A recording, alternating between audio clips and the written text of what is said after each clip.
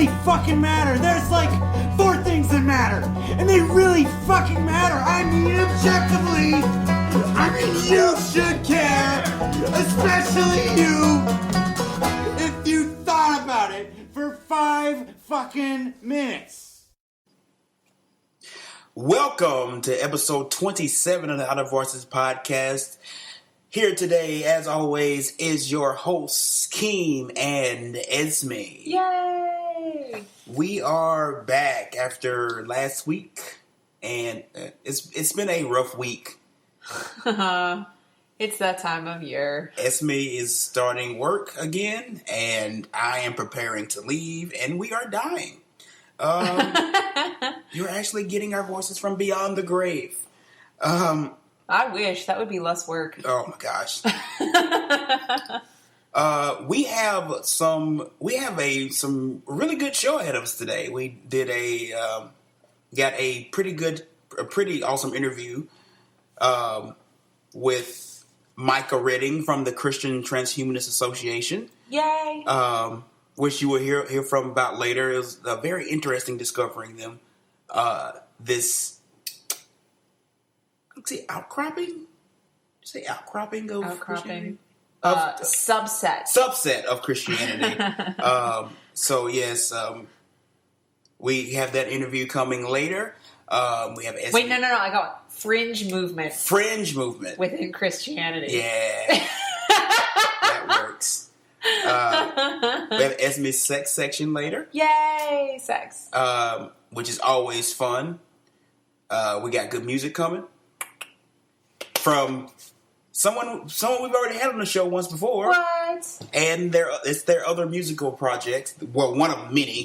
It's his other. His, true. Sorry. I checked his pronouns. We're good. Gotten so used to that over the past couple months. Well done, you. But now let's move into our news segment of the day. Which one of ours is probably closer to yours? Okay, so we're going to go with yours first today. Okay. So mine, if you follow local Memphis news at all, you have heard of this, which is that in the last week, there was a article put out in the New York Times about our dear Shelby County District Attorney, Amy Wyrick, accusing her or claiming that she is one of, or her department is one of the most corrupt, corrupt district attorneys' offices in the country, if not the most. And that they regularly practice tactics that are unconstitutional and illegal to obtain a prosecution, quote, at any cost. And one of the prominent cases that's referenced in this article is the case, a case that Amy Wyrick herself prosecuted 5 years ago. Nora Jackson, who was prosecuted for the death of her mother. She had been charged with second-degree murder in the death of her mother, and the district or the prosecutor, Amy Wyrick, withheld a witness statement. The witness for Miss Jackson's location at the time, where the witness admitted to being high on ecstasy that night, which of course throws their entire testimony into question, and which would exonerate Miss Jackson for this crime.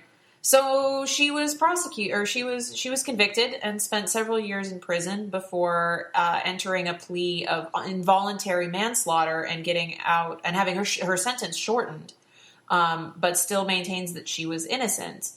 In the same case, Amy Wyrick, after Nora Jackson pleaded the fifth in this case, continued to ask her to answer questions about herself, including in her closing statement, used a quote unquote rhetorical device where she was questioning this. She was asking the question and where were you?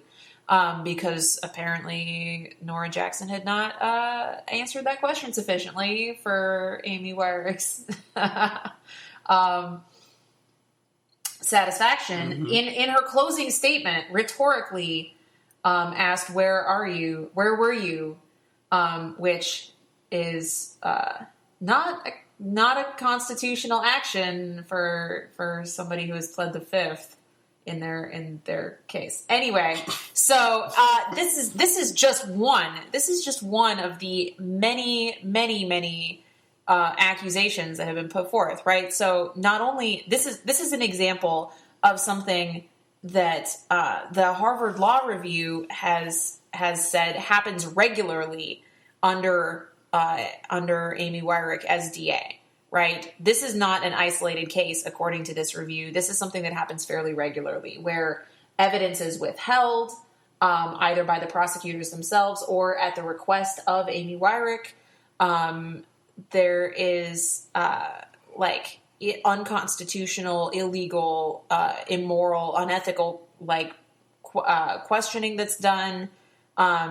Different things, but this is arguably the most corrupt, unethical DA's office in possibly the country, or it's certainly up there.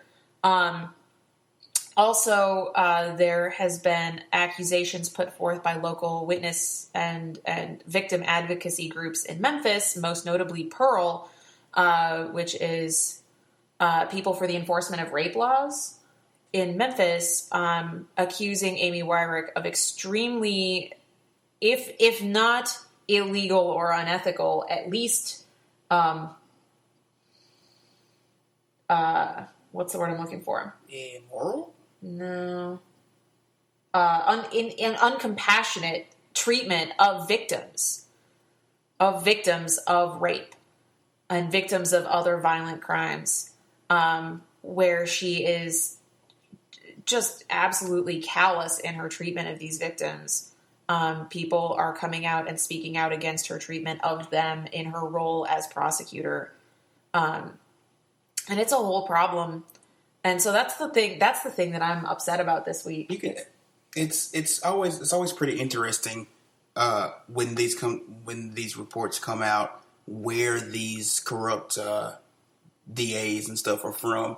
You gotta get, like, this area is predominantly poorer, mm-hmm. and a whole hell of a lot of people of color. Yes. In fact, I think it's a majority now within city limits in Memphis. Yeah, it is a majority. I actually did know that. Mm-hmm. And Memphis has, for the past couple years, since I can remember, has been in the area given a reputation of, it's crime-ridden and blah, blah, blah. And then you have this example of DAs and basically railroading people. Yeah. And of course, they're trying to make themselves look more successful. Yes. Like, I'm fighting crime. They're trying to be tough on crime. You're just sending innocent people to jail. That's not being tough. And when you send innocent people to jail, send innocent people to prison, you just create criminals. Like, you create criminals. Oh, fuck. You know what I should have done for mine? The for-profit prison in Arizona, I want to say, that has basically told the state, we need like 60 more prisoners or we're going to have to close. Yeah. Oh, no, that's actually happening in Mississippi, too. For-profit prisons are bad, guys. They're bad. Local county jails, it's happening in county jails in Mississippi because they don't particularly hire, like, county workers. Uh-huh. They use prisoner labor to do the county work. And now they're getting to a point where they're begging for prisoners. They're begging people to send them prisoners to do the work instead of hiring people, because these are also counties where there are very high unemployment rates and people need jobs. But instead of hiring people to do the jobs that are out there, you're going to, get slaves because it's slavery. Yes. Yes. I have had that conversation with many teenagers who did not realize that slavery was not abolished right. by the 14th Amendment. Slavery, except in the case of... Right. was. So, yeah. That's a whole other conversation that we're probably going to have to talk about. That's a whole show, by the way. Yes. That's a whole show. Oh, yeah. Good God. But see also our conversation last week. Was that last week? When was that? Was that a podcast conversation or an actual conversation? I don't even remember. About how we have come to rely... No, that was a podcast. How we've come to rely on whatever segment of the economy for so long that we don't even recognize the implications of eliminating it. Right. That wasn't a podcast conversation. That wasn't a podcast conversation. Was it not? No. Are you sure? Yeah. Anyway, what was that? That was in the context of illegal immigration, right? That we had this, undocumented immigrants who work farm jobs, right? Where deporting all of the undocumented immigrants is going to completely disrupt our food supply. In a similar way, we don't realize how much of the economy is supported by prisons, right. by the prison system. In fact, there are websites, and I should look that up and put that in notes, that will, I think Boycott is one of the ones, where you can look up and boycott the companies that use prison labor, unpaid prison labor, to support their business. Well, guess what? If you want to boycott a business that uses unpaid prison labor in their business, you have to give up your cell phone. Mm-hmm. Because every major cell phone carrier in the company uses prisoners. In the country. Huh? In the country. Did I not say country? Say company. Sorry. In the country. Every major cell phone carrier in the country uses prisoner labor in their call centers. Really? Yes. Every single one. Huh. Yeah. Okay. Yeah. In addition to all of the manufacturing,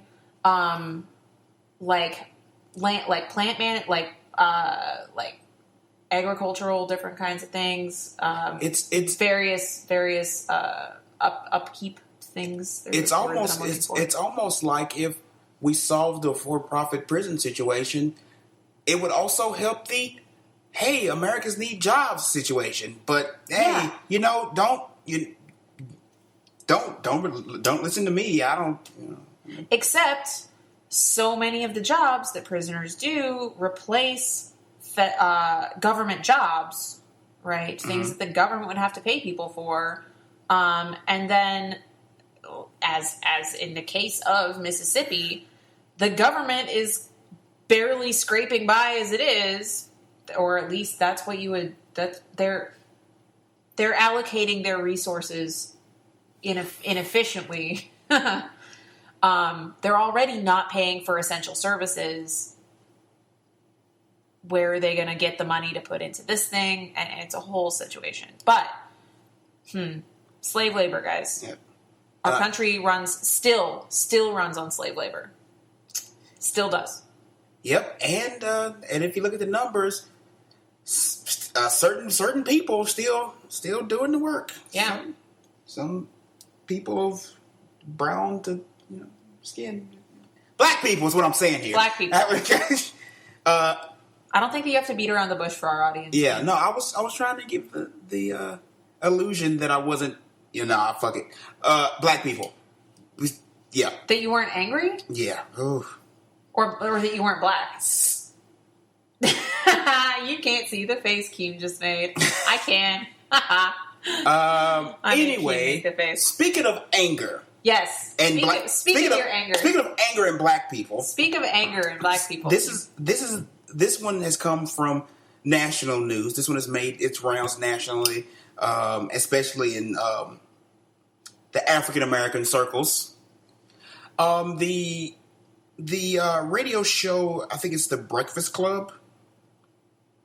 I mean, yes, The Breakfast Club.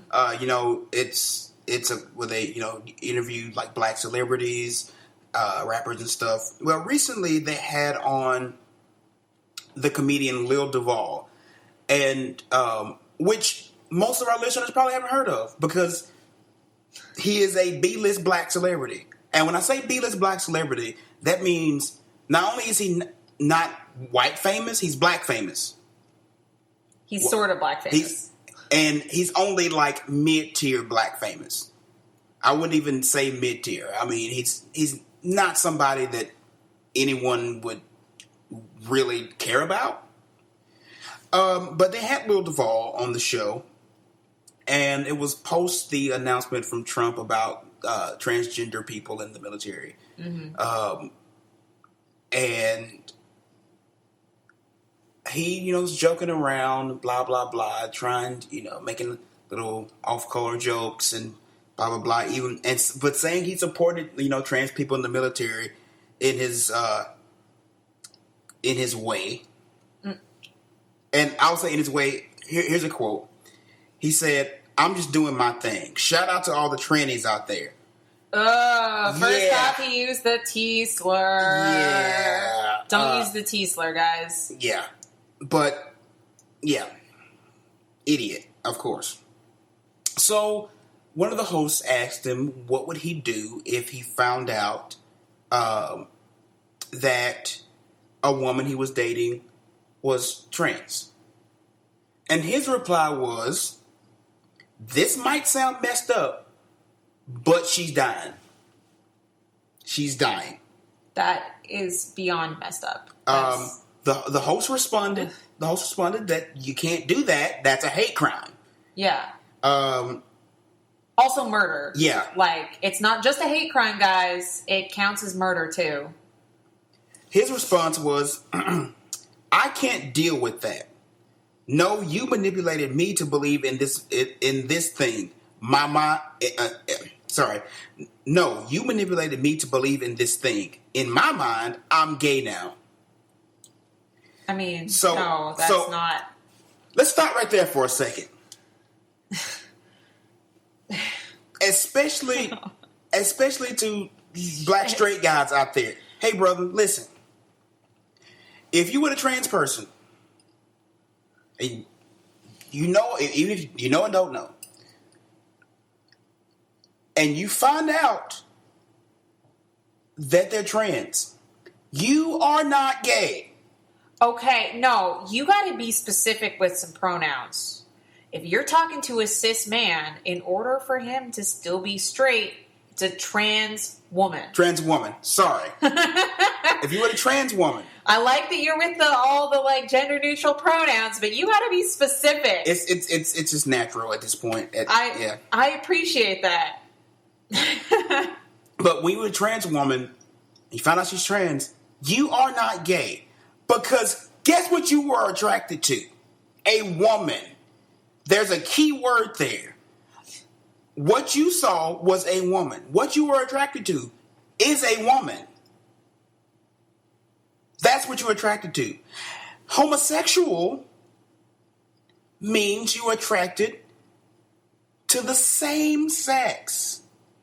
That means if you're a man and you see a man and you're attracted to that man, you are in fact a homosexual. You might be a homosexual. Sounds like Jeff Foxworthy. You might be a homosexual. You might be a homosexual. But if you're a man and you see a woman and you are attracted to a woman, even if it's a trans woman, you might be heterosexual. You might be heterosexual. And look, and if it makes you think, if that happens and it makes you think you're gay, you're wrong. You might have some questions about yourself that you need to answer. You might have some questions about yourself that you need to answer. It's not their fault. This is you. Because if you sitting back, you go, I may like men. Guess what? That's on you. That's on you.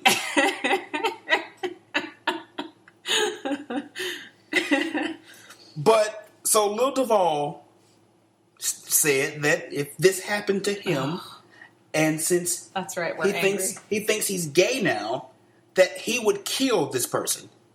So you think that you have the right to take someone's life because you feel icky. That's basically it. Yeah. You feel icky. Yeah. That's it. So the host, here's where it gets tricky. Now, Lil Duval was an asshole. Like, well, yeah. From that, the host tried to diffuse the situation a little bit. The two other hosts, I don't know their names. They're like, "Hey, you can't do that. That's kind of fucked up."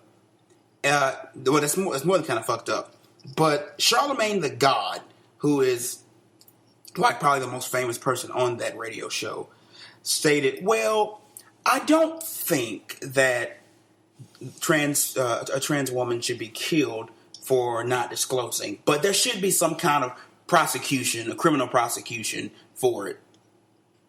Some kind of consequences for misleading someone like that."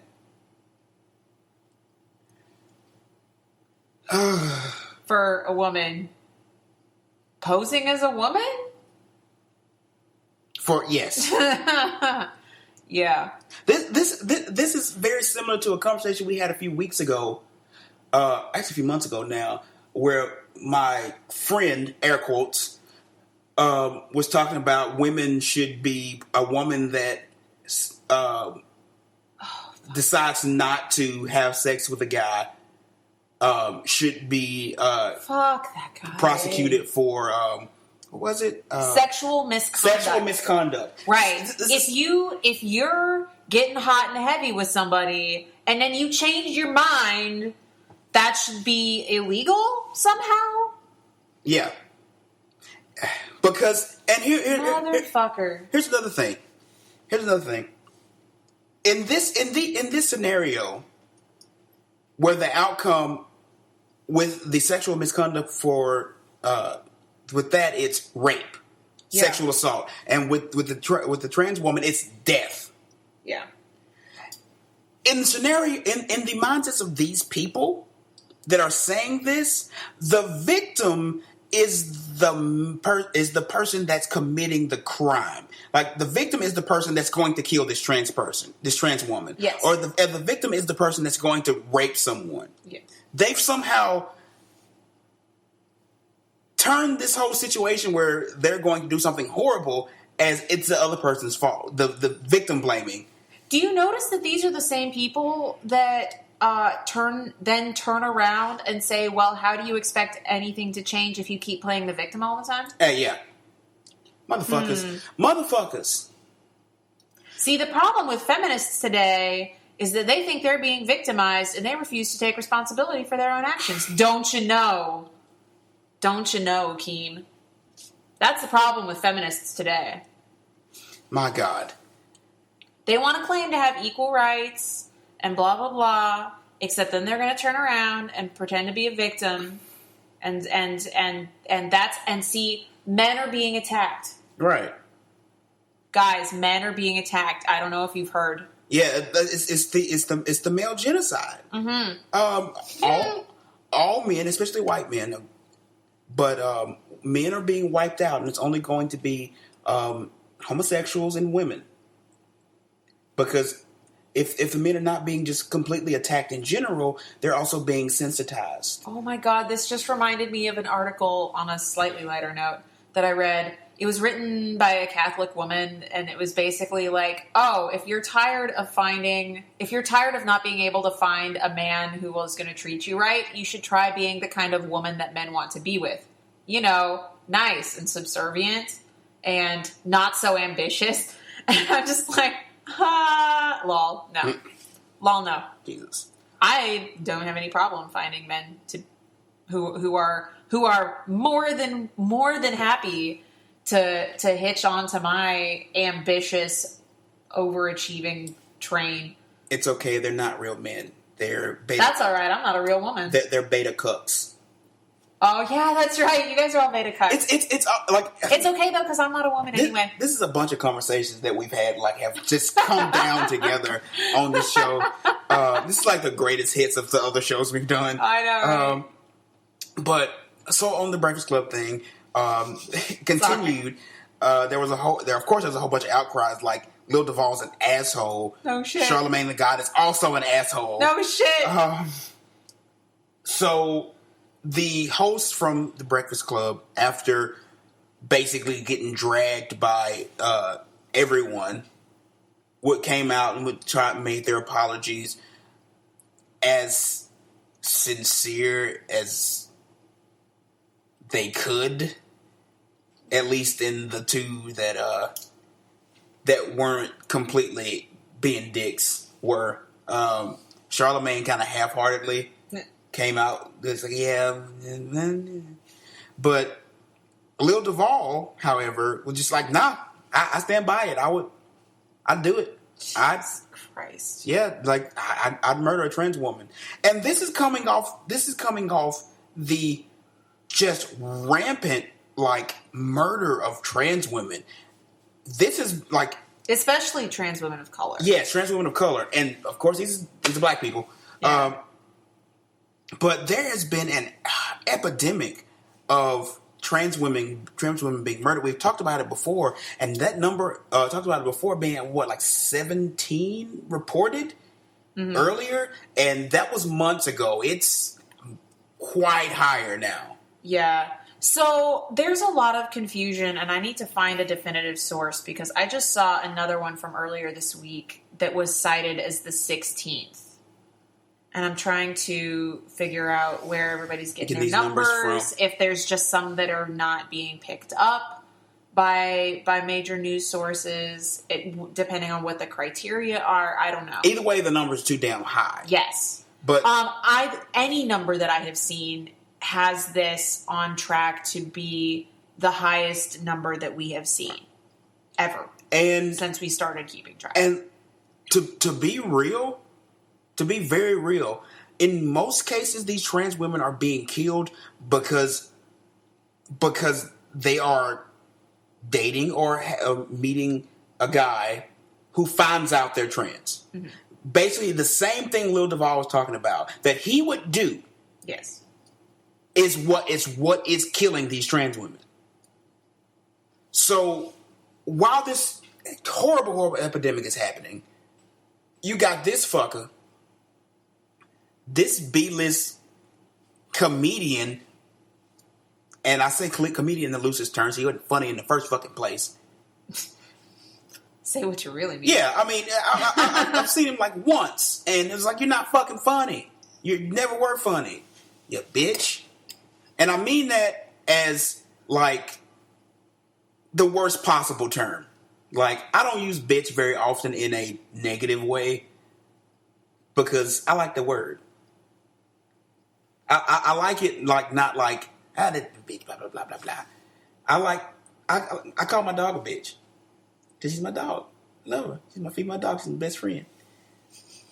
But, no, he's like, and I don't mean it like a woman way. I mean, of course, because I think women are evil or whatever that connotation is. Like, that's fucking weird. I don't like it. I don't like that. But... Whatever. I can't stand men like this. Like, I can't stand anyone whose response to stuff like this is, I'm going to kill him. Or, I'm going to beat this person up. Or all this stuff. That, you're not proving, first of all, you're not proving anything. It proves that you're weak. That you can't handle that. You were so scared by somebody doing nothing to you? They weren't physically harming you in any way. They weren't threatening you. And motherfucker, if you had sex with him, you probably liked it. You didn't question it then. Like, oh. And I'm sorry, like, if I'm having sex with someone and I like it, and they go, hey, I had a penis at one point, I'm like, okay. But the sex, though. I feel that says something about your relationship to sex. Yeah. Well, here's the thing. I I'll admit this. I'll admit this on the show. I have no qualms about it. And I've talked to Esme about this. I had some thinking like with myself being a straight black male on trans women, because there were trans women. I was like, in my less enlightened years, the trans women that I found very attractive, and I was like, before I learned any better, it's like, what does that say? And it made me feel weird. It did make me feel weird. But I learned better. But even in my weirdest, when I saw a trans woman, I was like, oh, it's attractive, I never went, ooh, I'm gonna kill that person because I feel weird. You feeling weird is not justification for murder. Except in many states, legally it is. But those states are fucking stupid. Yes. All the states where that is legal justification, fuck you. Mississippi, I know you're one of them. Yep. I'm looking at you. You can't see me looking at you, and listeners can't see me looking at Mississippi. It's very intense. But Mississippi, fuck you. He just flipped Mississippi off. Yeah. But that's what made me fucking angry this week, and it's also tipped off a whole bunch of discussion about disclosure and reactions to it. And I'll just say this, guys, a trans woman, like, there's no obligation to you. When you're dating someone, it is up to them to disclose anything. Yes. No one you're dating, whether it be a trans woman, whatever, anyone you're dating, they have no obligation to you. They have no obligation to disclose anything to you. If they disclose something, that is up to them. That is a risk you take when you're dating. Yes. Like, anybody could be anything. Anybody could do anything. That's the world we live in. That's the world. Yes. Not just the world we live in.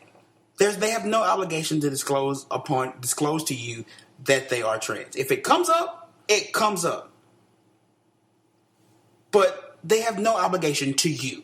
You're not special. They don't have to come to your feed and say, oh, I used to have a penis, and I needed you to know because you're that fucking important immediately, and I'm so enthralled by you that you must know, oh master, oh king. You're not, no, fuck you. No, or even coming to you and saying, I am trans, acknowledge my humanity. You're right. Right? Acknowledge that I am a human being who is worthy of having relationships. No. And okay, and also, if someone comes to you, if y'all have been dating a while or whatever, or not in that long, if they're putting the trust in you to even tell you, if they're going, I am going to open up this vulnerable, very personal part of my life. Because transitioning, no matter what state you are, that is a major, major life event. Yeah. That is a deeply personal thing. And if they are coming to you and disclosing it to you, you be fucking honored that they feel like they can come to you and tell you this thing. It's not you don't go, oh, you're disgusting, or you blah blah, I'll kill you, beat you up, blah blah blah. They are coming to you, being vulnerable, letting you into a part of their life. You don't, as a human being, as a decent human being, you don't act like a shithead. Yeah. Like, fuck you. Like, you're the bad person. You are the shitty person. And I ain't even just talking about on physical harming and murder and violence. If you are just being a shitty person to them, you call them disgusting, or what all that stuff, you are the bad guy. You are the bad person. There's all there is to it. Yeah. Did I tell you that this whole discussion that's been happening through about this issue? So it's not just this case. There was one a few weeks ago too that did the same thing. The whole conversation about disclosure that's happening recently has actually affected how I interact with people on like my online dating. Which is, if you are going to come to me, we're having a conversation, and you say, "Hey, do you want to get together?" I'm going to say, "Hey, supposing you found out that a person you were attracted to was trans, how would you react?" Because I'm not fucking with that. Right. If you're going to say, "Oh, I feel like somebody should disclose to me that they're trans," no, fuck you. I don't want to hang out with you. Fuck that noise. I don't need this shit in my life. You self-important piece of shit. Like, no, I'm going to insist that any random person that I am interested in dating, I'm going to ask them before I do anything. I'm going to say, "How would you feel?" Right. Right? No. Like, I don't have to tell you shit about myself. I want to know if you're a dick. Right. Frankly. That's what you need to disclose. If you want to talk about disclosure, disclose if you're an asshole. Right. If dating a trans person is a deal breaker for you, say that. Like, then I will know not to date you. Like, she may have had a dick, but you are a dick. Yeah. I'm sorry. She may still have a dick. Yeah. Come on. True. Right? Yeah. There's a bunch of looks going on over here. There are so many looks. But yeah, no, right? Sex confirmation surgery is not an essential part of trans identity. It's not. That's what I said earlier, in whatever, transitioning in whatever form. Well, yes. Okay. Yeah. I guess that brings us to the end of our news segment. Yes. Yeah. Basically, that one is fuck Lil Duval. Don't fuck Lil Duval. Yeah. Don't do that. Charlamagne the God, you also suck. Except he doesn't. Yeah. Because he's not gay. Haven't you heard? Allegedly. No, now. Hey, now. That's not cool. Don't speculate on other people's sexualities. I'm not. You are, though. Anyway. We have no proof one way or another. Say that. It's Schrodinger's homosexual. Yeah. Yeah. Until the cat's out of the closet, it's getting back in the same time. Keem is broken. Anyway, I'm going to transition us into our... Speaking of science... yes. Speaking of science, that transitions us perfectly into our topic segment with director of the Christian Transhumanist Association, contributor to the Huffington Post, program designer, developer, something. A lot of stuff, a lot of titles. TEDx speaker. Yeah. Micah Redding, who we have a pretty great interview coming up with, talking about Christian transhumanism, what it is, some of its beliefs, and we get some pretty interesting questions out of it. Yes. But before we do that, we are going to give you a brief musical interlude. New voice, yeah. Also quoting me from Future in the episode, because that's the same phrase that I used to transition out of the interview that we've already recorded with Micah Redding. Anyway, that got weird for a second. Brief musical interlude with Rico the Acronym, who is a another musical venture by one of the talented members of Negro Terror, who has also been on our show. You should go back and check out their episode a few episodes back. See the fine print. Go check out that episode. Yes. But this is a hip hop project. Woo. From Rico the Acronym. Enjoy. Rico the Acronym back in the sack again. You motherfuckers is bullshitting all over. White motherfuckers, black motherfuckers, all right motherfuckers can eat a dick. All you bullshit black activists can suck a dick. I ain't say all black activists. I'm talking about the bullshit ones. But fuck the bullshit, man. I'm aiming at everybody on this motherfucker. Check this shit out. Yo. Y'all done piss me off now. Fuck it, I'm shitting on clowns. Get out the way now. Everybody get down. I'm catching shit from alt-right niggas. It's right, I called y'all niggas. Fuck your bloody nana prima donnas. I'ma say what I wanna. And ain't nobody shut me up yet. Or with your number unavailable. Bullshit ass threats. I catch a bullet, dig it out, and make that shit in the rings. And put them on my middle finger. Call that death blink. You think I'm stupid enough to wage a war on white? My war's against the bullshit, that's right, on all sides. So all you pussy typing ass wiping fuckers got something to say, just come and say it to my motherfucking face. Let's debate, open your minds, maybe you'll learn. And standing for myself is hell, then I'm ready to burn. Right now it's my turn to let y'all know really what's up. Your shots are won't up, supremacists, I'm calling your bluff. I said it, now what? I ain't gonna waste my time writing a hook for you motherfuckers. Fuck. I'm just getting this shit off my chest. Y'all got me mad in the motherfucker around. I'm tired. Headaches and shit. Can't even smoke no weed and shit. Man. Check this shit. I'm talking to y'all now. So cause I don't agree with you, I'm on the other side though. I must have a hood and the red patch on my sleeve, yo. You working like the ones you hate, man, same tactics, ho. I'm never less, I'm never more, I just am who I am. Who's this group of activists that got a problem with me, man? We can sit down at the table and discuss this shit. Damn, but y'all would rather talk down on me, all up in the sanctity of your own comfort zones. Fuck you then, stay away from me. I got fucking history, but I ain't finna prove shit like everybody else. You got a problem, eat a dirty dick. Now let me get back to my point. Can't wait till I'm off paper so I can smoke me a joint. Cause I can't lie, man, this shit has been stressing me.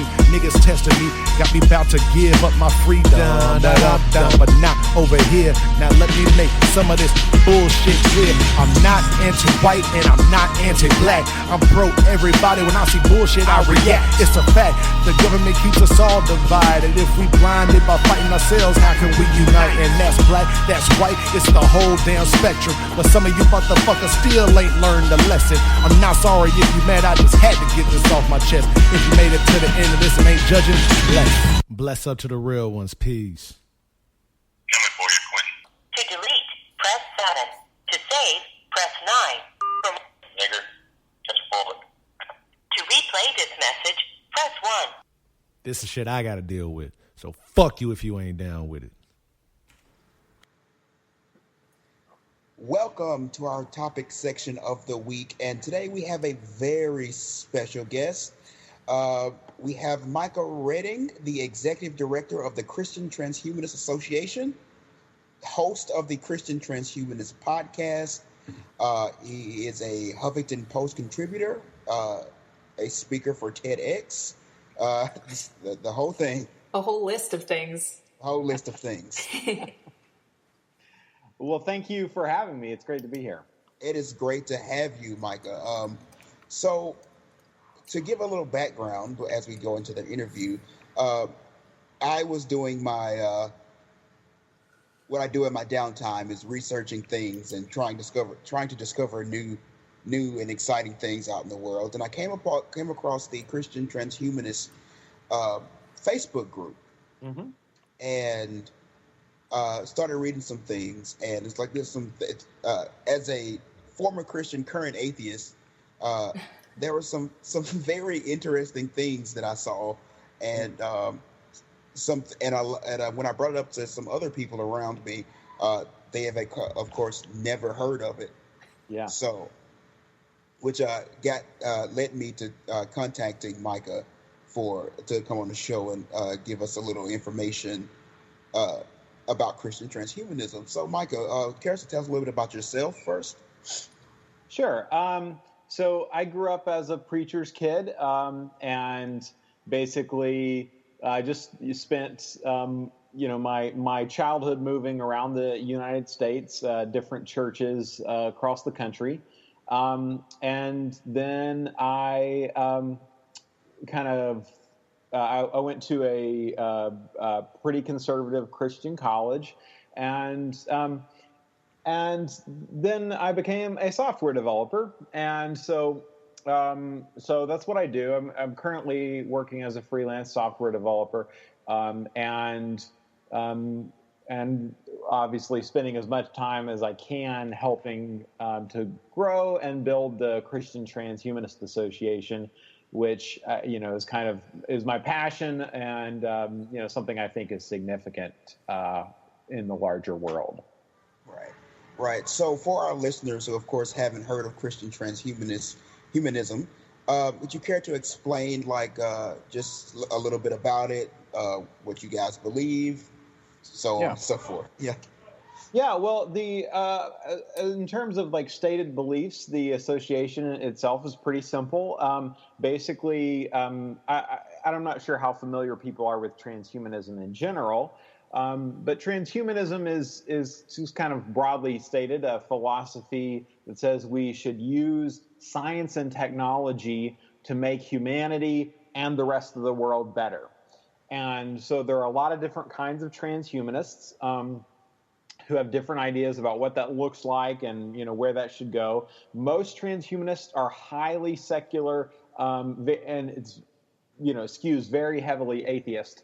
But there are religious transhumanists, and so Christian transhumanists are transhumanists who want to pursue the participating in the work of God or pursuing the purposes of Christ. And so we would say, what that looks like is basically working for the good of all beings and all life. And so that's what we're ultimately looking at, using science and technology to participate in the work of God, to cultivate life, and to renew the cosmos.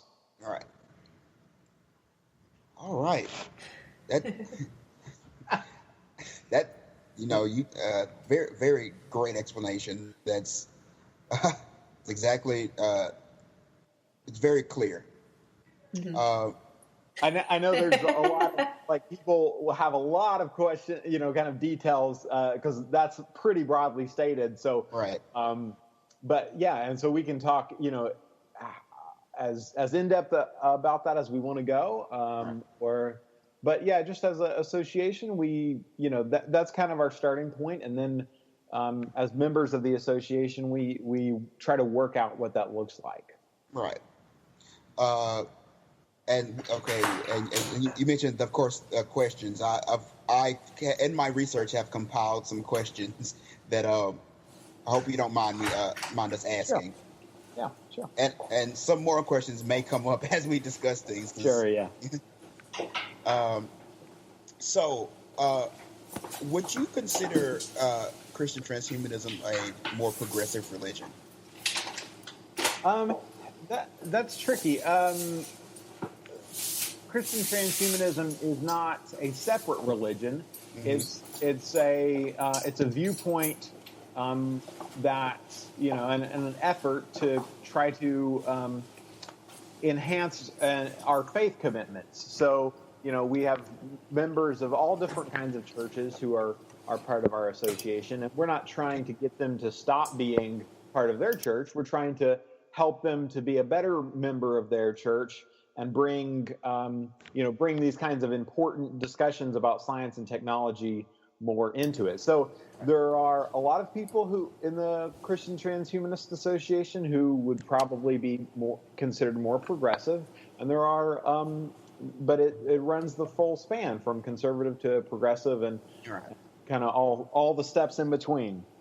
So it's kind of a conglomerate you have going on here. Yeah, we're a kind of broad organization that, as long as we can work together on the kind of central mission, so to speak, then we're pretty inclusive. So, with the concept of transhumanism, in my research, the question is, when I just looked up transhumanism in general, I saw quite a few articles on whether transhumanism was contradictory to Christianity in general. Yeah. Mostly because we get the idea in a lot of cases from like in Christianity that well, not idea, but there's more of a focus on the works of God and the will and word of God over the works of man. I think it's, and I'm trying to go from memory here. It's been a while. I think it's 2 Timothy 9 and 10. I'm probably going to look this up as I try to put it together. Okay. I think I just found it. It says, who hath saved us and called us with an holy calling, not according to our works, but according to his own purpose and grace, which was given us in Christ Jesus before the world began, but is now made manifest by the appearing of our Savior Jesus Christ, who hath abolished death and hath brought life and immortality to light through the gospel. I guess that verse, like as it boils down to that, in essence, we are called to immortality through the power of Christ and not through our own works, which seems a little in opposition to the kind of the ideas of transhumanism and using science and technology to kind of reach that plateau. Yeah, so there's a lot there. As you point out, a lot of transhumanists talk about gaining immortality through technology, and when they're pressed a little bit, most of them will say, okay, what we're really talking about is radical life extension. So it's not that we are necessarily talking about becoming fully impervious to death, like being hit by a truck or something like that, at least not in the short term, but that we are talking about radically extending our lifespans beyond 100, 120, 130, 200, 500, 1,000 years. And that's something we can do with medical technology. We have a lot of reason to think that we can do that. And so first of all, I would speak to that from a Christian perspective and say it's commonly thought that would pose a conflict with Christianity, and it simply doesn't. There's a verse, Isaiah 65:20, where this prophet of this great prophet of the Scripture looks forward to a time when he says, someone who dies at 100 will be thought a mere child. And he connects this to this larger vision of peace on earth, and there's no infant mortality, and things are getting better and better. But he's imagining a world in which we live for hundreds and hundreds of years at minimum. And that's true throughout the biblical story. Life is always considered a positive. And a big part of Jesus' ministry is healing people. And he calls his disciples to heal people as well. So for all of Christian history, we've seen healing and extending life as part of our mission. And, we have these new technologies that are allowing us to do it. And we can pursue new technologies which will allow us to do it even more. And that's that's a wonderful thing from a Christian standpoint, and it fits in perfectly with our mission. The other thing that you brought up there, though, is this idea that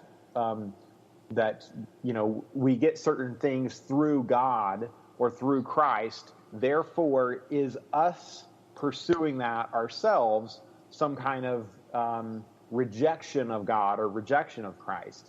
And actually, I think that's the opposite of the biblical idea, because what is always happening through the biblical story is God is calling humans to partner with him in his work. And the first biblical story of redemption is Noah's Ark, which is this massive technological project that God calls people to engage in. And so that's true throughout the Scripture. And Jesus calls his disciples to heal the sick and to raise the dead. And, there's nothing in God's work that we're not called to participate in. All right. and that with especially with talk on scripture, that also brings me to another question as it moves right along. What is your view on the scripture? Because with taking a view that's more situated in science, you have especially with the Old Testament, you have very let's go with fanciful stories of these magical supernatural things. Sure. What would be your view on the Old Testament? Yeah, I guess the first place to start is I don't really know. In a big sense, there's only one thing that I'm aware of that the Scripture says about Scripture, and it says all Scripture is inspired and useful, and so I believe that. I think that these are writings that show us something, kind of transcendent, and that reflect these deep truths. And I think they're very definitely useful. What is true beyond that, whether that means they're all historically accurate or, whatever, I just don't know. We could speculate, but it's not part of my Christian faith to actually know the answer to that. So, the first thing I would do with any of these books, any of these works, is to say, okay, what's the actual genre? Because some things are poetry, some things are allegory, some things are, genealogical records. And what is it trying to say to the people who wrote it down, who decided to pass it on, who decided to, that this was important? And that's where I would start. And I don't try to make any claims that are much bigger than that. It's a collection of ancient literature that I believe is inspired and useful, and that's really all my Christian faith leads me to say. That's a very unique answer from what I've heard a lot of people. The debate often comes up from, and it came from when I was a Christian myself, and I see a debate between inter-Christian friends of mine on the how scripture should be taken literally as whatever, or should it be taken more as morality stories and stuff. Keem, I think that's a symptom of the kind of Christianity you grew up in, frankly.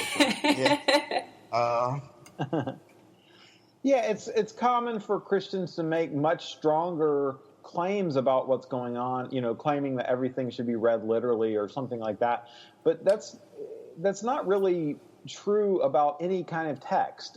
We don't read everything in any text completely literally. We have to take into account its genre and understand what it's trying to communicate, whether that's Shakespeare's plays or poetry or anything like that. And so, my starting point is just whatever we actually find through investigation, I take that as my starting point. Whatever the scholars are able to find about these things, I trust that process over time gets more and more accurate, and it's not really up to me to try to propose my own theories that are counter to all of scholarship out there. Right. And once again, as you spoke of, as the scholars learn more and things, I want to talk question a minute about things over time. As technology, as the world changes, as technology changes, we almost get we get a change of, especially when it comes to religions, we get a change of what society would deem morality, what things were considered to be immoral and sinful in the past are becoming more and more acceptable, especially through the use of technology. So, and I'll use this as an example. Trans people, especially those who would go through gender reassignment surgeries. We have, through technology, a process in which these people go through things to change their sexuality, but some like scholars who study of biblical work would a lot of them now and in the past would say that those people were sinful. How do you deal with more we'll say traditional values in the changing world, especially in the regards of the way technology is pushing us forward and changing the way society and humanity works? Yeah.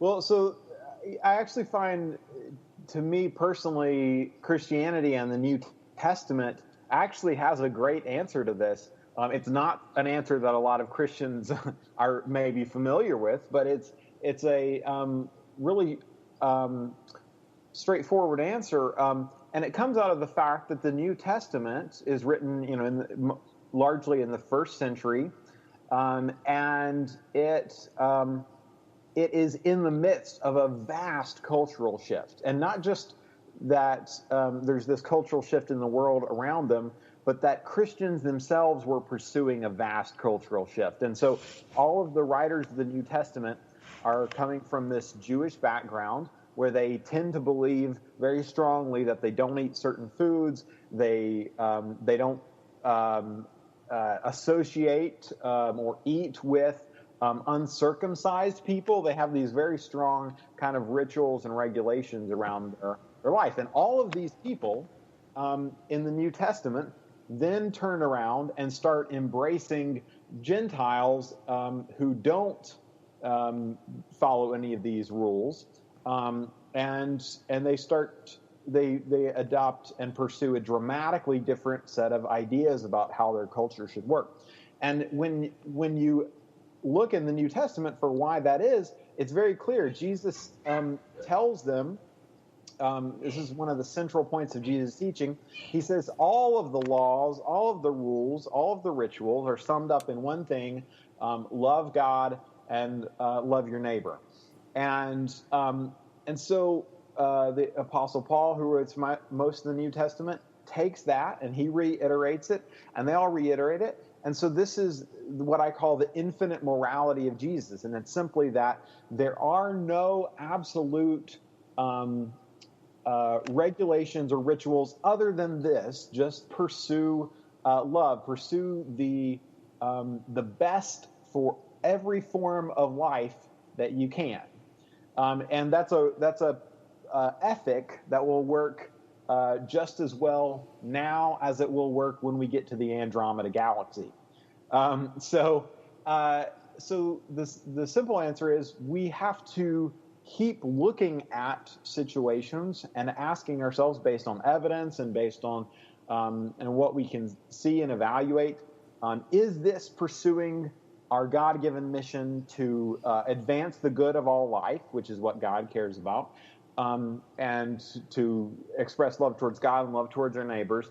And so the question about, how every individual has to kind of evaluate that and see what that means, and every community has to do that. And so, of course, most of us understand that loving our neighbors means not murdering them, and so we have these basic ethical principles that we all operate on that come out of that central ethic.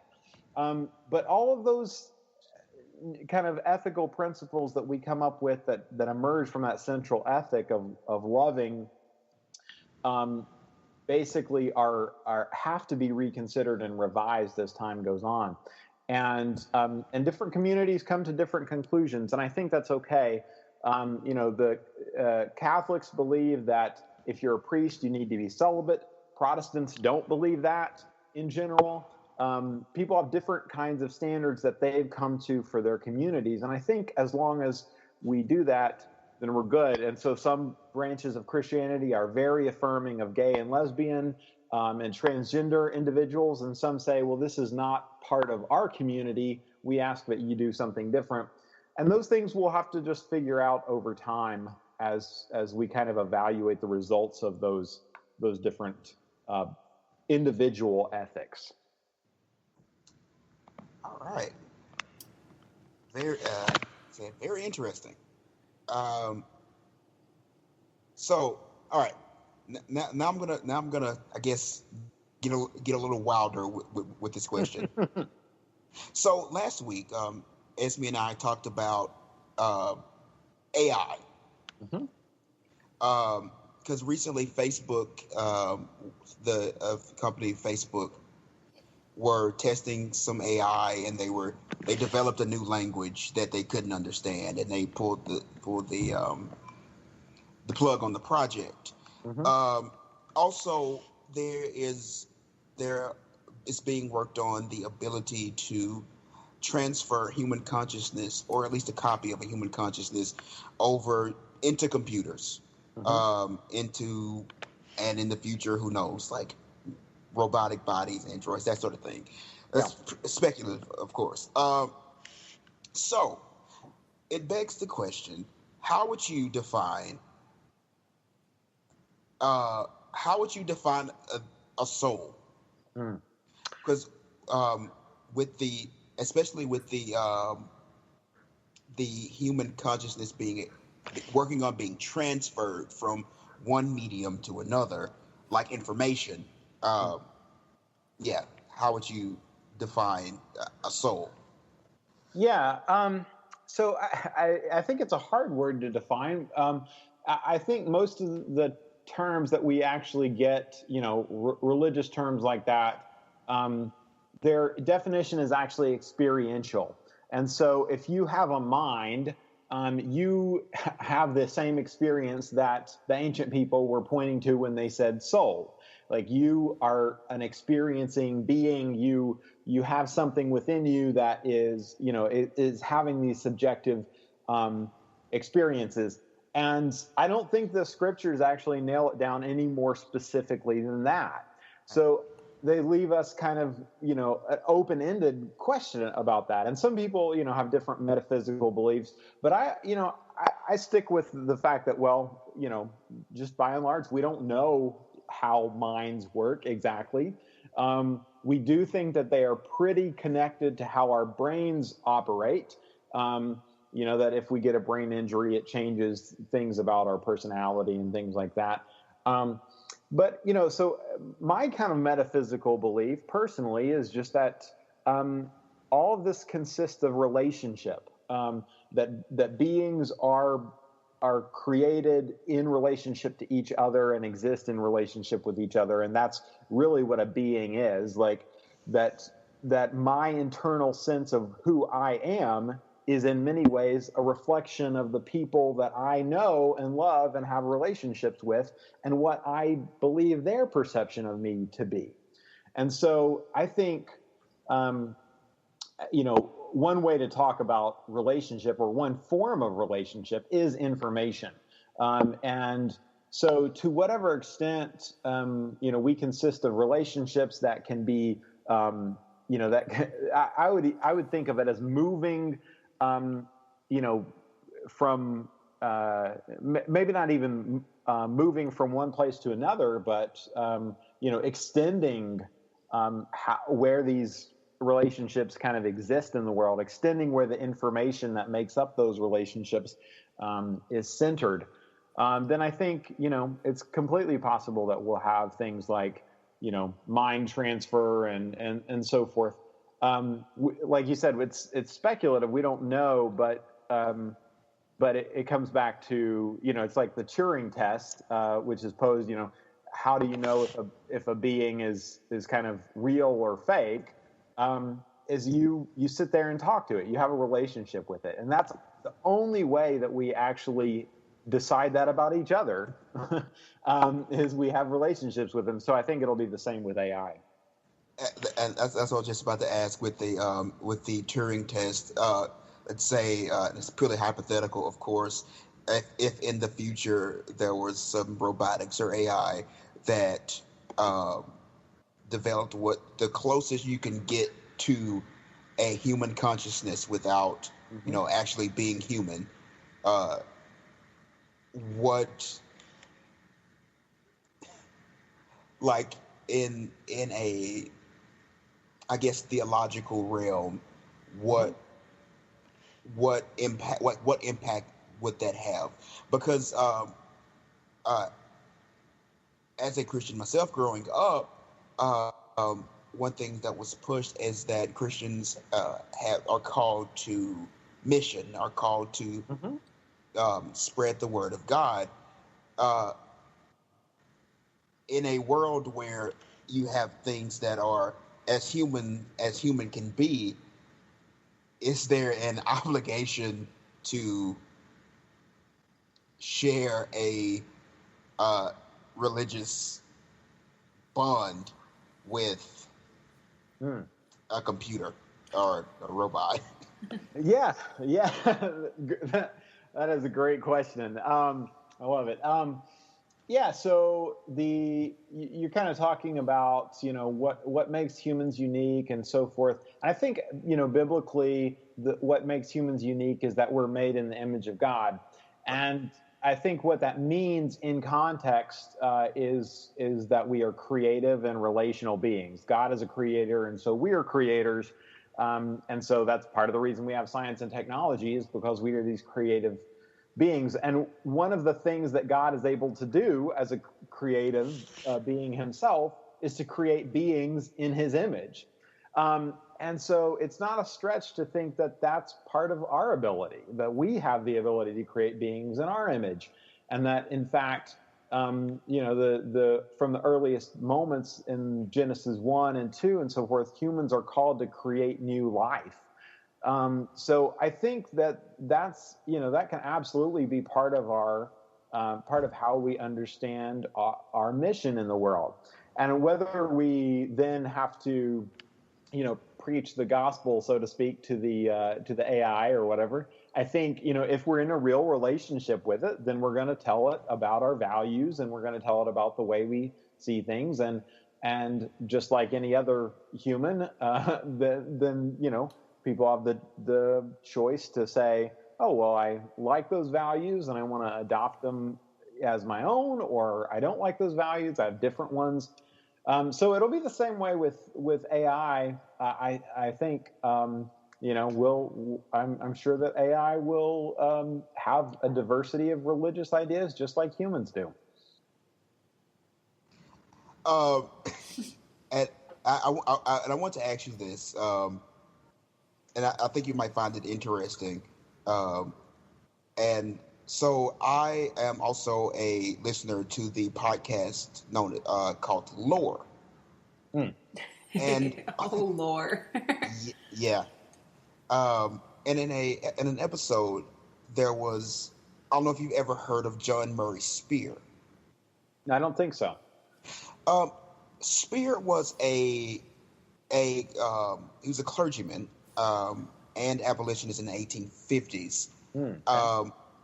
And he was involved, he got involved in like the spiritualism movement that was happening at the time.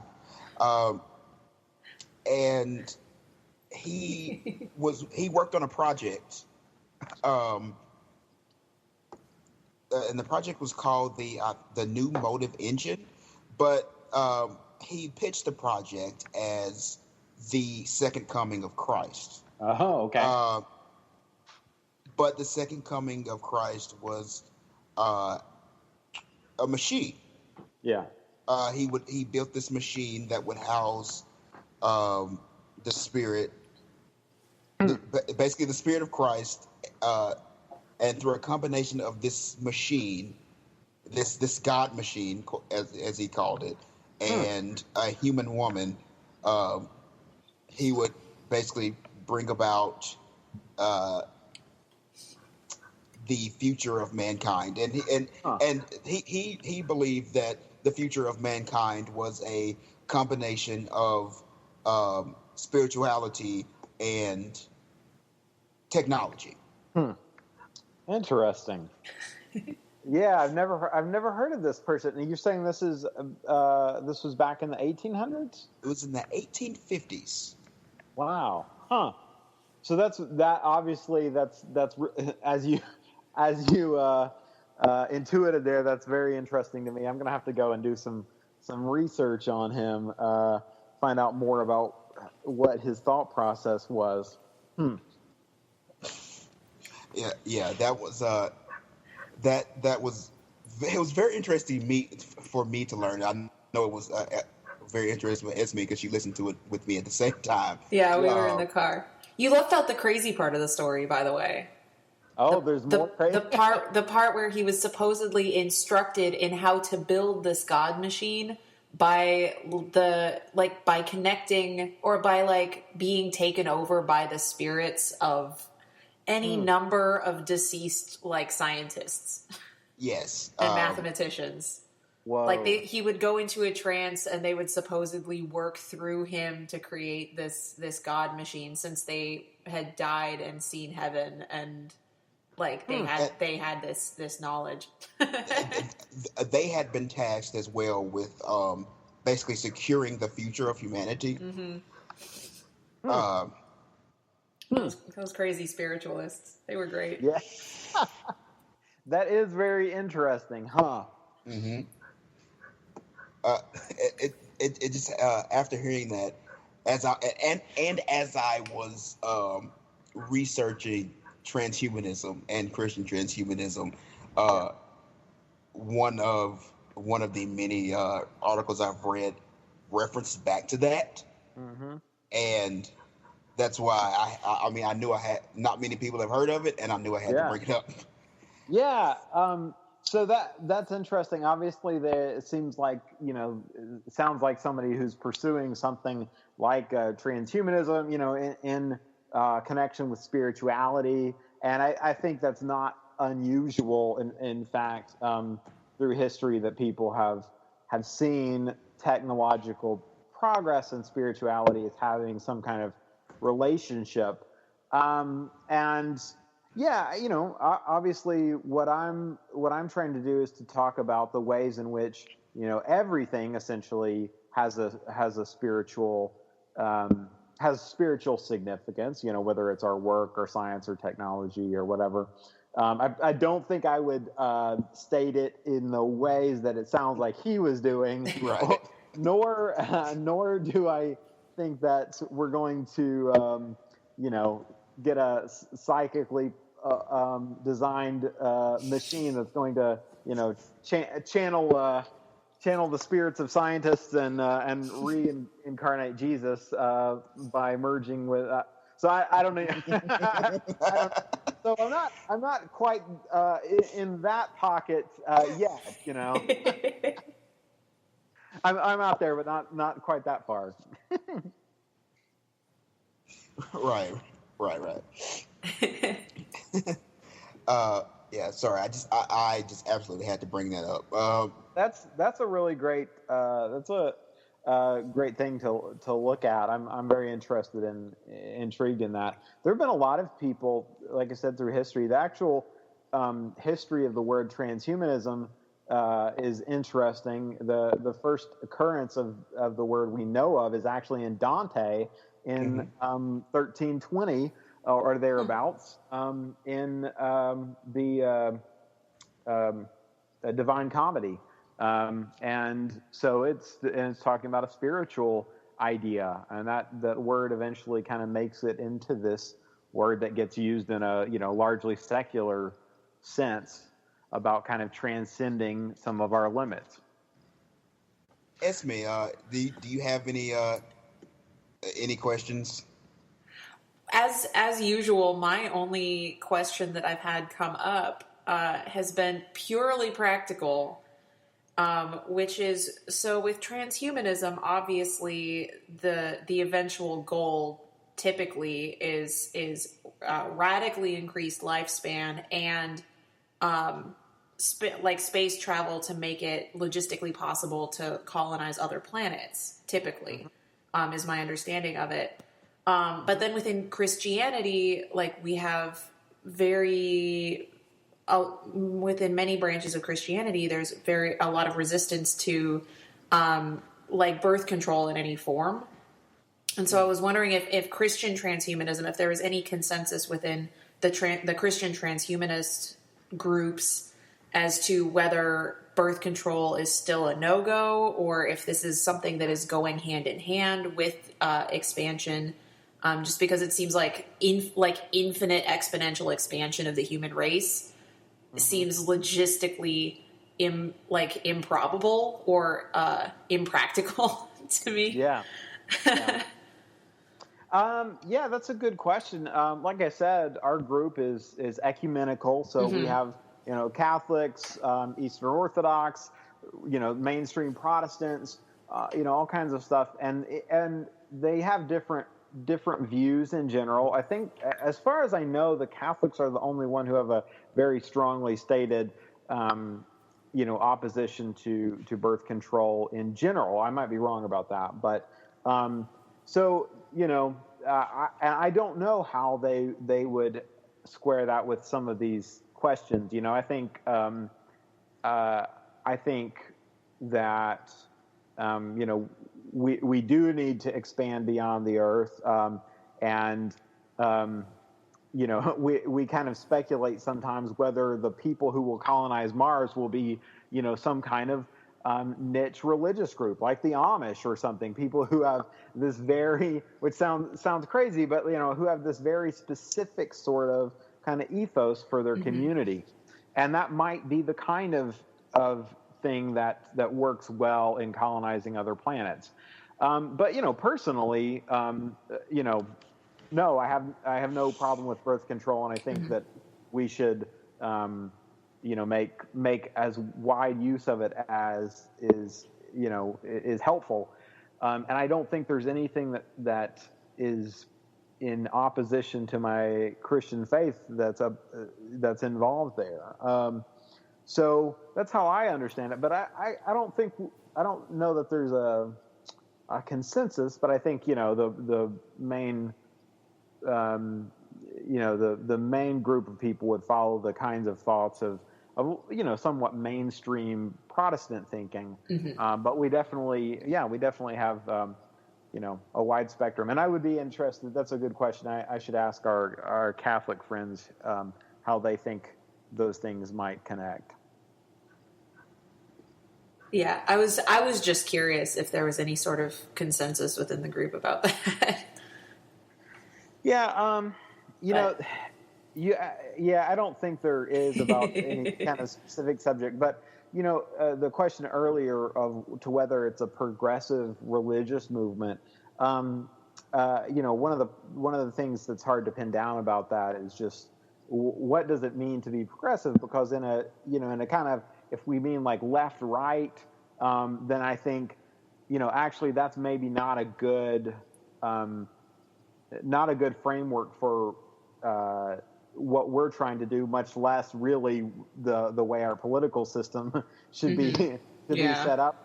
The real question is, like, are we in favor of moving forward or going backward? And are we trying to get back to some kind of previous world, some way that things worked previously, or are we trying to move forward into something new?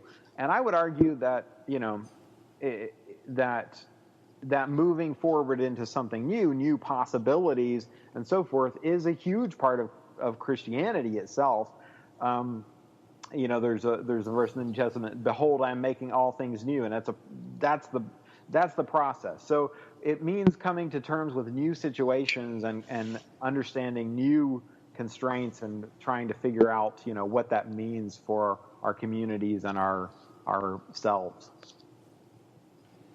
I mean, that definition by itself makes me think that this is at least, like, Christian transhumanism is progressive versus regressive, right? Where you are, like, stepping forward and coming to terms with the new realities and the future realities of humanity, versus a lot of like fundamental religious groups are very much trying to control humanity the way it is now by looking back and trying to apply the laws of the past onto the present, and then presumably into the future.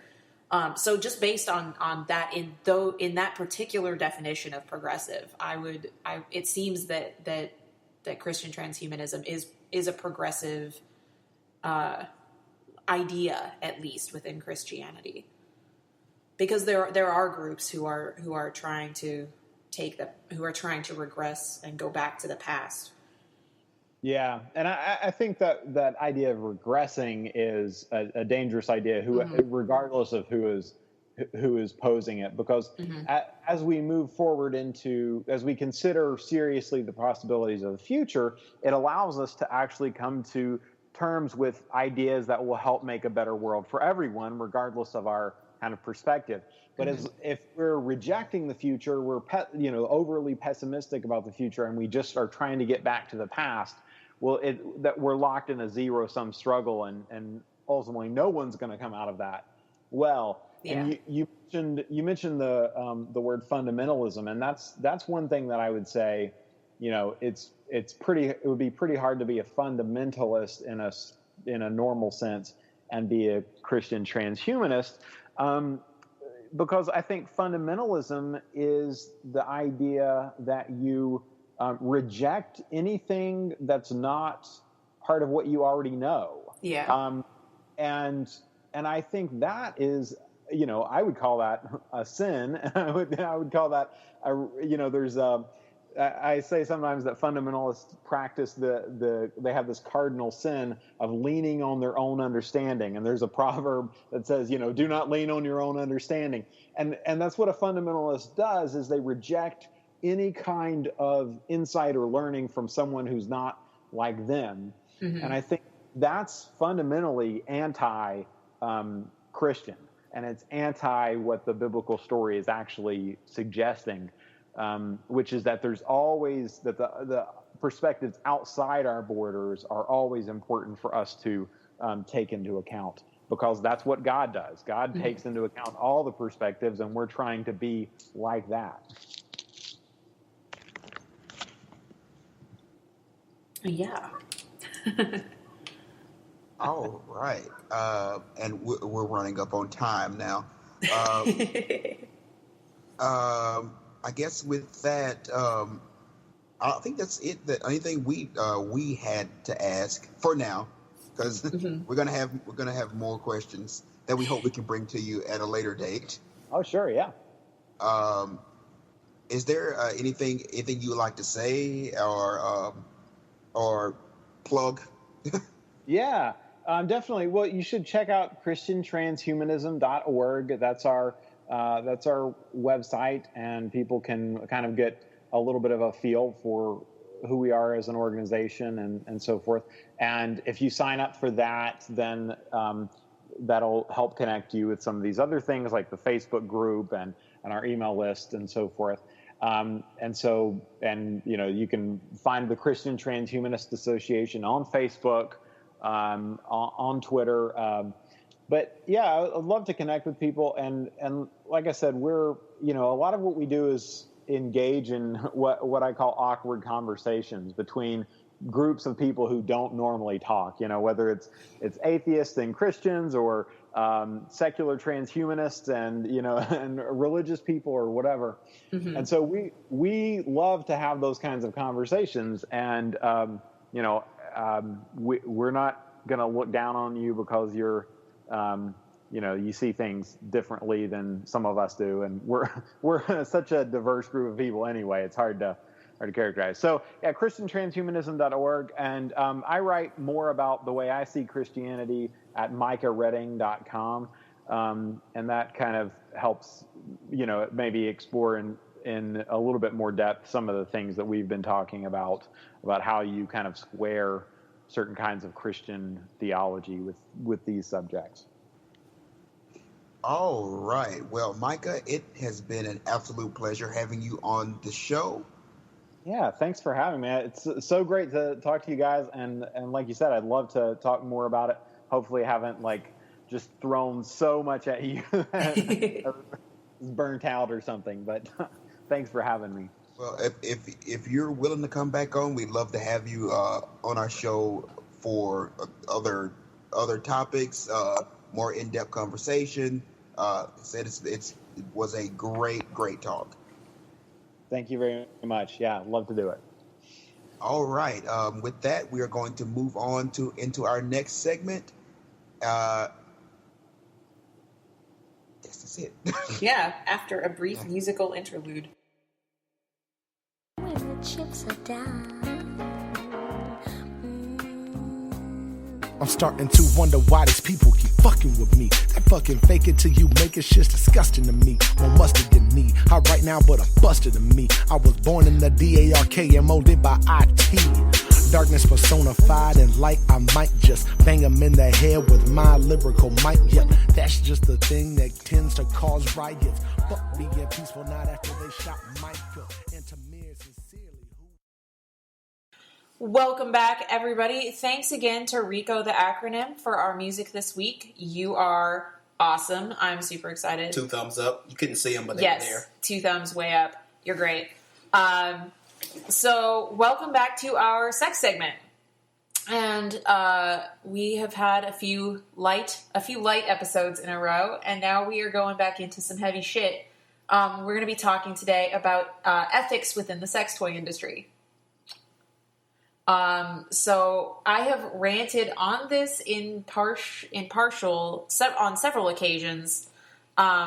There's a lot of shitty, awful things that go on in the sex toy industry. I don't know if you guys know, and I have touched on this before, that part of it is sex toy manufacturers and marketers exploiting people's reluctance to talk about this. This is why I have the fucking episode, right? This is why I have the fucking segment, is that the people who manufacture and who sell sex toys are exploiting us and our reluctance to discuss sex toys and sex openly, right? They are tapping into our shame and our embarrassment and using that against us. And there's so many different ways that happens. And they're tapping into things. I mean, it's shitty. It's shitty, guys. It's shitty. So one of the ways that this comes up is that there is still no regulation as to what goes into your sex toys. I've talked about this on multiple occasions. They literally, legally can make their toys out of anything that they want to, and they have no obligation to tell you what it is, or even to label it as what it is, right? Like, there are toy manufacturers out there, and thankfully, at the pressure of consumers who are starting to become more and more discriminating about what they buy, this happens less and less. But there are still manufacturers out there who do things like label a toy as silicone when it is actually not silicone. And it's legal. There's nothing stopping them from doing that. Literally. There's literally nothing stopping them from doing that. Right? Right? Yeah.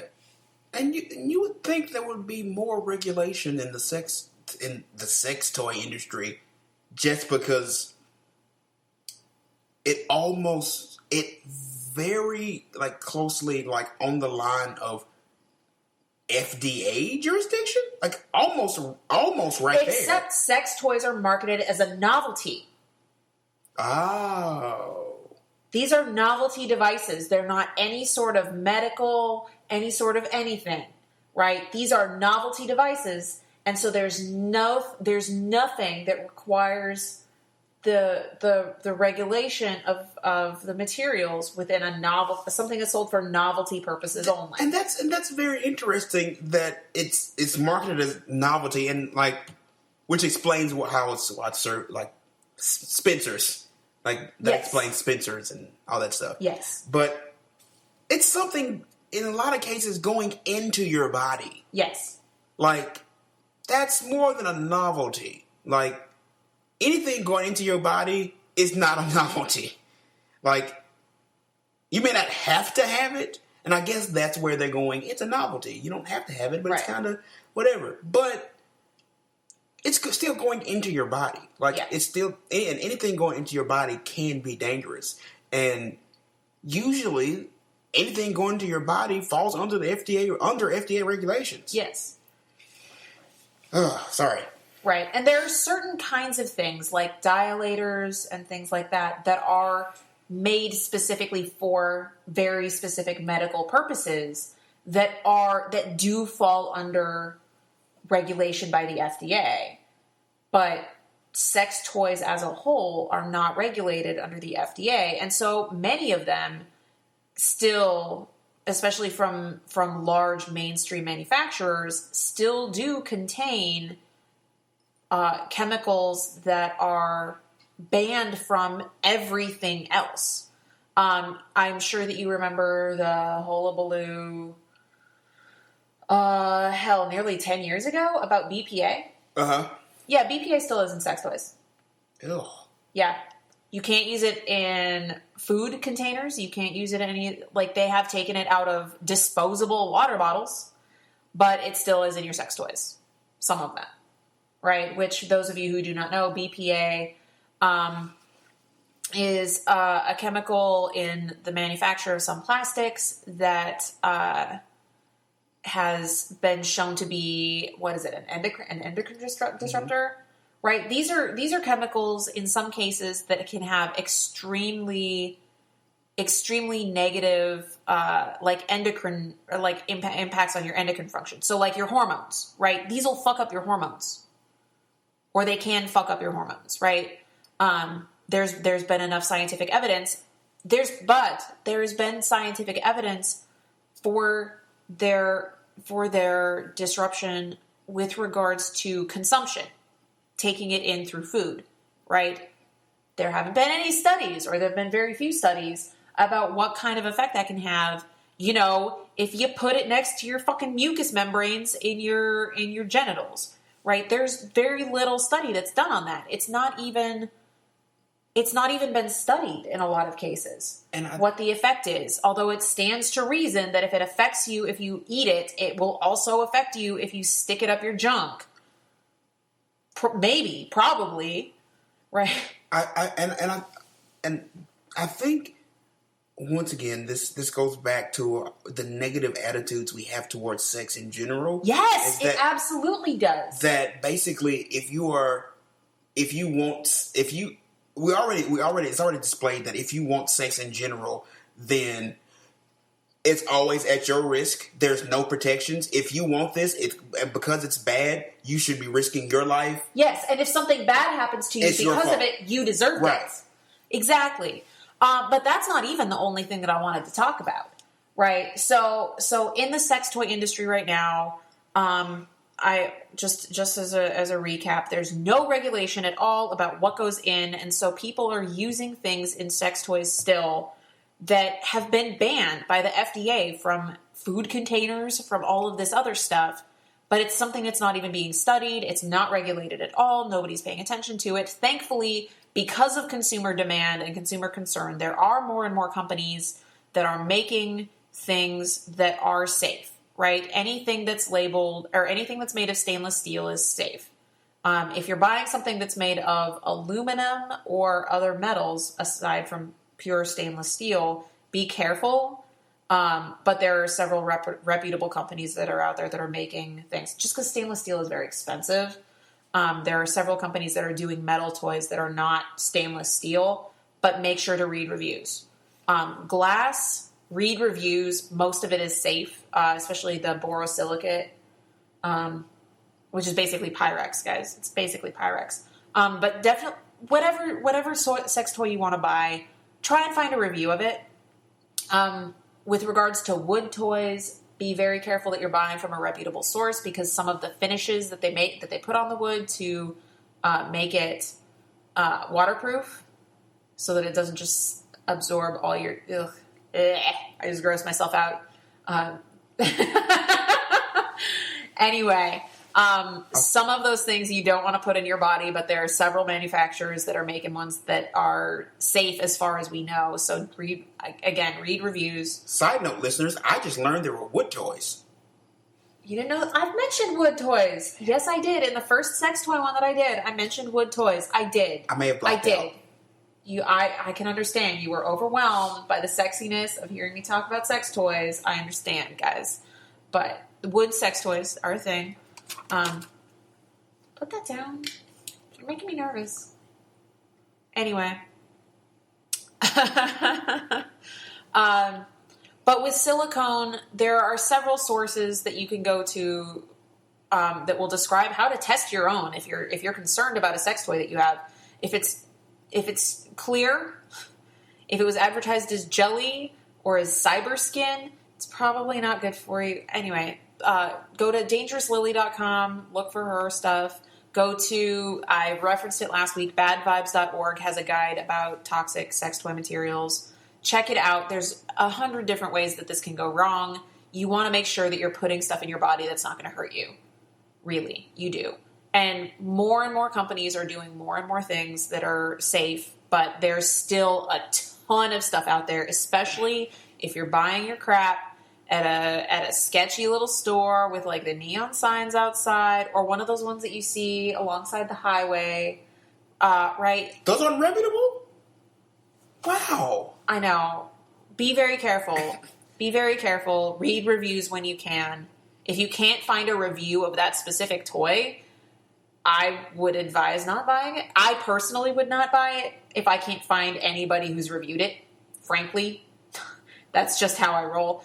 But also I have expensive taste in toys. Anyway, we've established that. But other kinds of problematic things, shit that happens in sex toy industry. So I'm going to actually gloss over the heavily gendered marketing that exists, right? Where there are things that are advertised as being for men or for women, and the color coding that comes along with that, and the script, and it's a whole thing, and that itself is problematic and a huge issue to the point where I won't buy from certain companies, Lilo, who do this. So we're not getting that sponsorship, huh? I told you when I denounced them the first time, I do not care about getting a sponsorship from them. Thank you. Anyway, there are plenty of companies out there that are not doing that. Like, I don't know, Vixen or Fun Factory or Enjoy. Vixen, Fun Factory, and Enjoy, if you want to sponsor us, get in touch because I love your products. I don't know if you know. And we will take free sex things. I will take free sex. Things. Either way. Yeah. Anyway, the thing that I want to object to, and the reason that I do not buy almost anything from a mainstream sex store anymore, is because so many, especially of the reasonably priced brands. Pop quiz, Keem, what are the major companies that exist for sex toys? Adam and Eve? Adam and Eve doesn't manufacture their own I don't sex know toys. Okay. Shit about the two big ones that I see the most often are Pipe Dream, who has several brand lines, including Icicles, which makes me sad. I really liked buying that pink thing that I have is from Icicles, the glass one. Ooh. Oh. Yeah. But Pipe Dream has several like subsidiaries. Pipe Dream, you get your shit together. And Doc Johnson. I didn't have heard of them. I'm sure that you've heard of them. My family actually runs that company.